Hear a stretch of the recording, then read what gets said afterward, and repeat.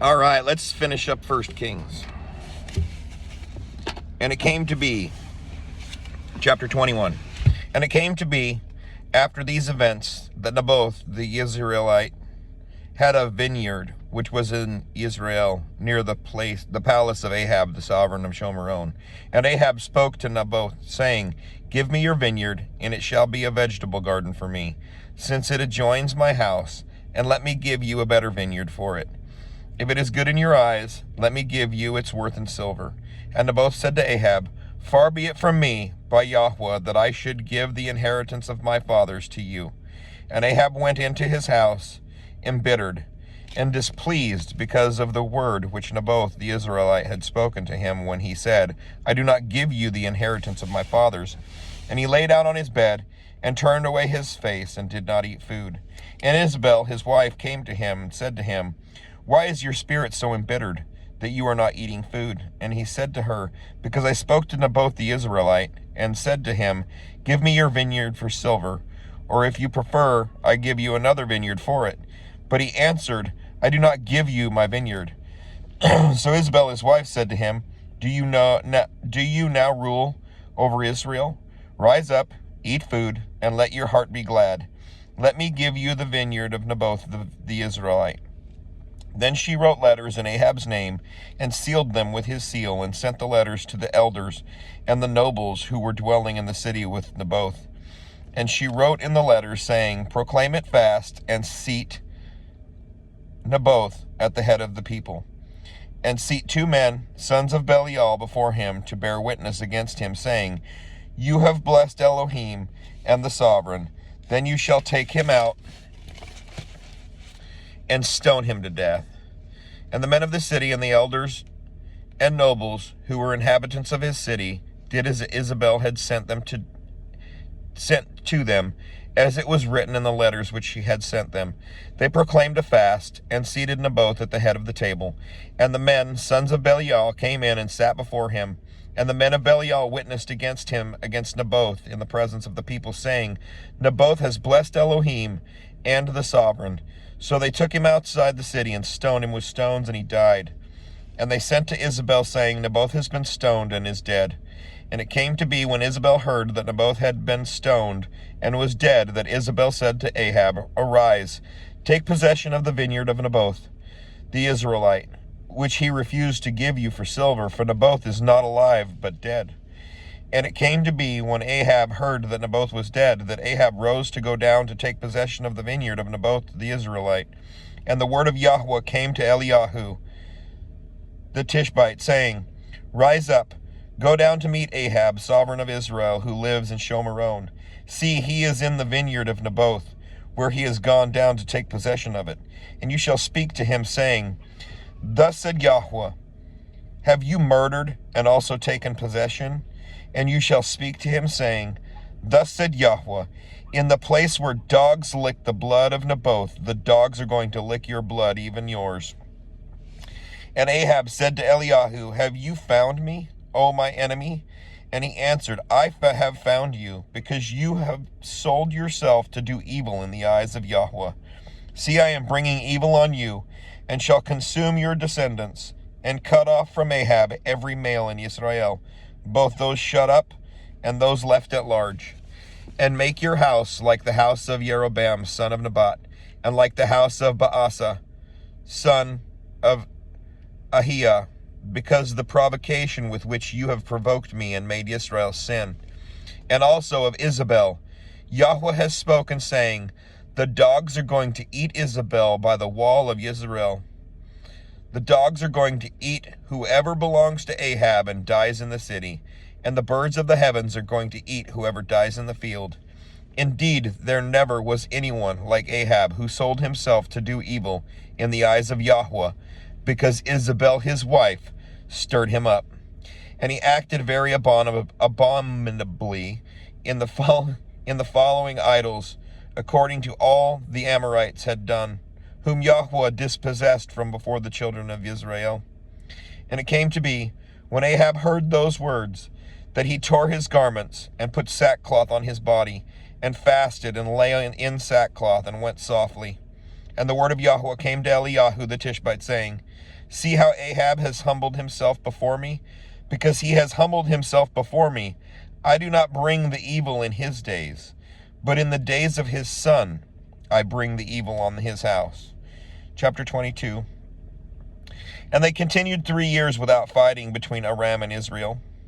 And it came to be in the 3rd year that Jehoshaphat, sovereign of Yehudah, came down to the sovereign of Israel. And the sovereign of Israel said to his servants, Do you know that Ramoth in Gilead is ours, and we are keeping silent from taking it out of the hand of the sovereign of Aram?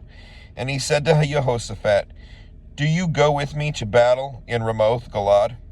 And Jehoshaphat said to the sovereign of Israel, I am as you are, my people as your people, my horses as your horses. And Jehoshaphat said to the sovereign of Israel, Please, first inquire for the word of Yahweh. And the sovereign of Israel gathered the prophets, about 400 men, and said to them, Do I go against Ramoth Gilead to battle, or do I refrain? And they said, Go up, for Yahweh does give it into the hands of the sovereign.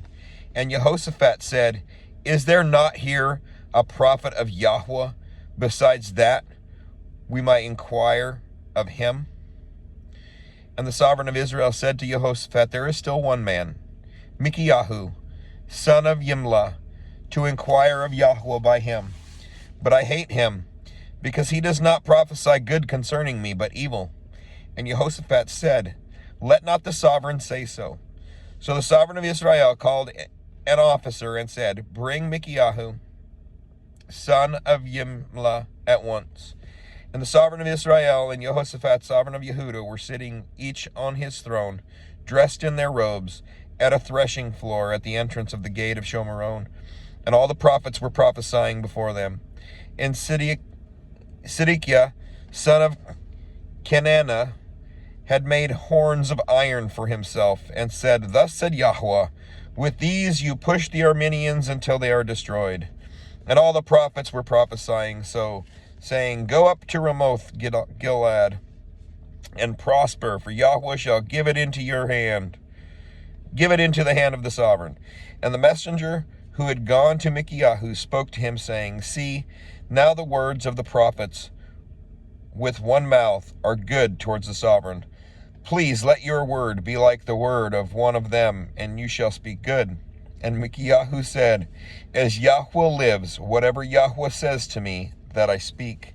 And he came to the sovereign, and the sovereign said to him, Micaiah, do we go against Ramoth Gilead to battle, or do we refrain? And he answered him, Go and prosper, for Yahweh shall give it into the hand of the sovereign. And the sovereign said to him, How many times have I made you swear that you do not speak to me except the truth in the name of Yahweh? So he said, I saw all Israel scattered on the mountains as sheep and have no shepherd. And Yahweh said, These have no master. Let everyone return to his house in peace. And the sovereign of Israel said to Jehoshaphat, Have I not said to you that he would not prophesy good concerning me, but evil? Then he said, Therefore hear the word of Yahweh. I saw Yahweh sitting on his throne, and all the host of the heavens standing by him on his right and on his left. And Yahweh said, Who shall entice Ahab to go up and fall at Ramoth Gilead? And this one said this, and another said that. And a spirit came forward and stood before Yahweh and said, Let me entice him. And Yahweh said to him, In what way? And he said, I shall go out and be a spirit of falsehood in the mouth of all his prophets. And he said, Entice him, and also prevail. Go out and do so. And now see, Yahweh has put a spirit of falsehood in the mouth of all these prophets of yours, and Yahweh has spoken evil concerning you. And Sidkiah, son of Kenana, came near and struck Micaiah on the cheek and said, Where did the spirit of Yahweh pass over from me to speak to you? And Micaiah said, Look, you shall see on that day when you go into an inner room to hide. And the sovereign of Israel said, Take Micaiah and return him to Ammon, and the governor of the city, and to Joash, son of the sovereign, and say thus, and thus said the sovereign, Put this one in prison, and feed him with bread of affliction and water of affliction until I come in peace. And Micaiah said, If you ever return in peace, Yahweh has not spoken by me. And he said, Hear all you people. And the sovereign of Israel and Jehoshaphat, the sovereign of Yehudah, went up to Ramoth Gilead. And the sovereign of Israel said to Jehoshaphat, Let me disguise myself and go into battle, but you put on your robes. So the sovereign of Israel disguised himself and went into battle. And the sovereign of Aram had commanded the 32 commanders of his chariots, saying, Fight with no one, small or great, but only with the sovereign of Israel. And it came to be, when the commanders of the chariots saw Jehoshaphat, that they said, Indeed, it is the sovereign of Israel. So they turned aside to fight against him. And Jehoshaphat cried out. And it came to be, when the commanders of the chariots saw that it was not the sovereign of Israel, that they turned back from pursuing him. And a man drew a bow in his simplicity, and struck the sovereign of Israel between the joints of his armor. And he said to the driver of his chariot, Turn around, and take me out of the battle, for I am wounded. And the battle increased that day, and the sovereign was propped up in his chariot, facing the Arameans, and died at evening. And the blood ran out from the wound onto the floor of the chariot. And as the sun was going down, a shout passed through the camp, saying, Each to his city, and each to his land. So the sovereign died, and was brought to Shomeron, and they buried the sovereign in Shomeron. And when the chariot was washed at the pool of Shomeron, the dogs licked up his blood, where the whores bathed, according to the word of Yahweh, which he had spoken. And the rest of the acts of Ahab, and all that he did, and the ivory house which he built, and all the cities that he built, are they not written in the book of the annals of the sovereign of Israel? So Ahab slept with his fathers, and Asiyahu, his son, reigned in his place. And Jehoshaphat, son of Asa, began to reign over Yehudah in the 4th year of Ahab, sovereign of Israel. Jehoshaphat was 35 years old when he became sovereign, and he reigned 25 years in Jerusalem. And his mother's name was Azubah, the daughter of Shili. And he walked in all the ways of his father Asa. He did not turn aside from them, doing what was right in the eyes of Yahweh. Only the high places were not taken away, for the people slaughtered and burned incense on the high places. And Jehoshaphat made peace with the sovereign of Israel.